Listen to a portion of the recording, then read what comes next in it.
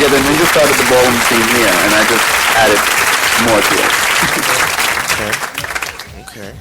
And what are some of the things that you like about the European ballroom scene? Well, what I like about the European ballroom scene is like when there's balls, everybody supports each other, and if a person from a different house walks, everybody chants that house, especially the Parisians, and I like that because they support each other. Okay. Do you have any advice for any kids who are thinking about coming into the ballroom scene now? I think that the best advice I can give is that you have to take the good with the bad. Like you win some and you lose some. Right. So I think that you have to take the good with the bad. And I think the most important thing is to have fun. I think. How do you feel about favoritism in the ballroom scene on the judges panel and just in the gay community, period?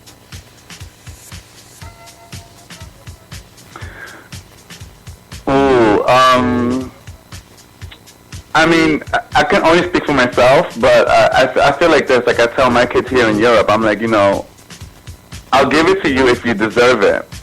But if somebody else is giving what it's calling for, then they're gonna get it. Right. No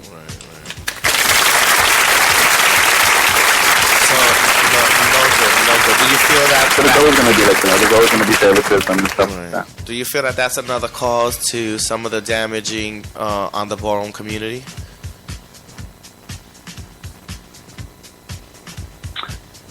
Yeah, I would think so, because maybe sometimes it doesn't give the person a fair chance. Right. Wow. Very powerful right there. Or it can really ruin their self-esteem. Right. It can alter a person's life, which could be a good thing or a bad thing, depending on how exactly. they go about it. Okay. How do you... Now, you have to... Yeah. There's a go big, ahead. I'm listening. There's a big scandal about, for ages. I think since ballroom started, first of all. But there's a big scandal about this whole iconic, legendary thing, And I usually ask everybody that's on the show, just to have a basic insight on opinions on, some of the people and what they have to say.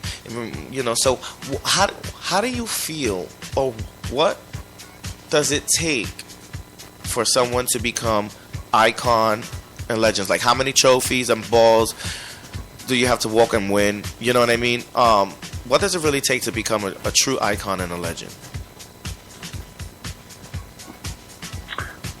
In my opinion, as far as a legend, I think you have to leave an impact. You have to leave something that they'll remember for a long time, for decades to come. And, as far as a legend, I think. And as far as an icon, I think, an icon is a person who's consistently leading the community, who's building the community, and starting new things. That's what I feel as an icon or a mentor. Right. Wow. That's the first time I heard anyone on the show say it that way.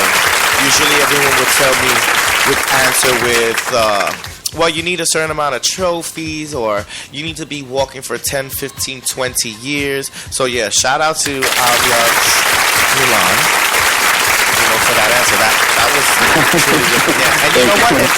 And I can respect that opinion because, it was humble and it was universal. That was great. This is true. Yeah, I think it's an all-around answer. I think that you can't have everyone cannot be a legend and an icon. You have to really, really have to stand out or have done something special and unique in order to stand out and be considered as a legend and an icon. That's how I agree. But once again, I agree. Yeah, totally. Okay. Yeah, exactly.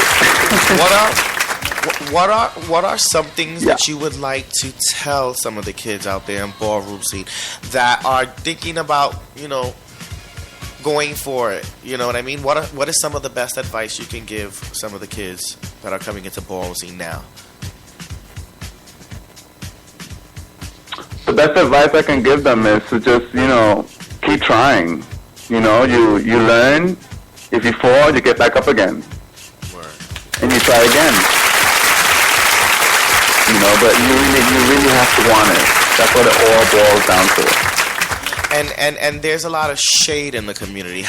What is some of the advice you can give to some of the new kids about how to deal with shade in the ballroom community?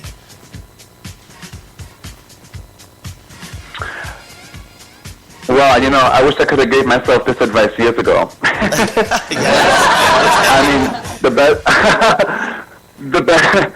I think the best way to deal with the shade is to just, if you're not about shade or you don't like shade, like me personally, I'm not into shade. I don't like it. I've been through it. Has it made me stronger? Yes.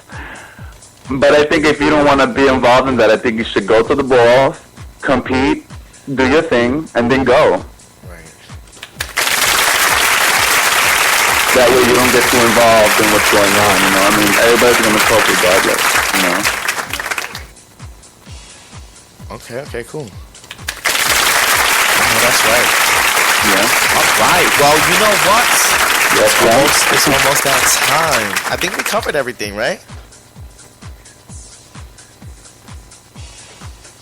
I think so. I think we did. I just want to say thank you so much, legendary AVIANCE Milan, for coming on to Ballroom Scene Radio and discussing, your ballroom scene history and career with us. I am honored that you're on the show. No, I'm honored, to be honest. Thank you so much for having me. Yeah, it was fun. Yes. You're one of my inspirations, by the way, as well. I used to see you perform all the time. Every time you were on the floor amongst other icons and legends that I look for, and I would stop what I was doing. I would throw shade to my friends, and I'd be like, excuse me, hold on, I need to watch this. And, I had a lot of good times, watching you perform. You're a great entertainer, and I just wanted to say congratulations on your success in Europe. I definitely think everything that you're doing. Thank you. To me, you're a and this was an amazing experience. I'm so glad that I had this interview with you. Real good, and I hope everybody got a little bit of insight as well. Oh yes, that was just a taste, by the way, because we will be having some more episodes. I will be getting in contact with you. We'll be keeping in touch, and we'll be talking a little bit more about the ballroom scene in Europe, and Sweden, and Russia, and the whole European ballroom scene.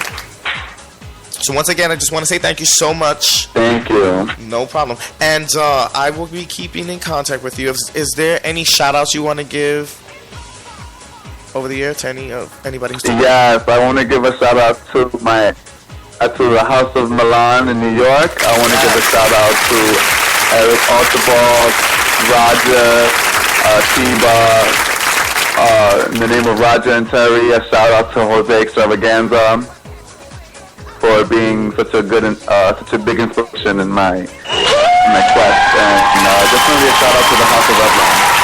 Yes. That's right. And I want to give one big great shout out to legendary AVIANCE Milan. You just can't take it. Once again, what's the hottest station on the Internet Nation? Ballroom Scene Radio, you know it. I know that's right. Yes. Thank you so much, AVIANCE. We love you down. You're welcome.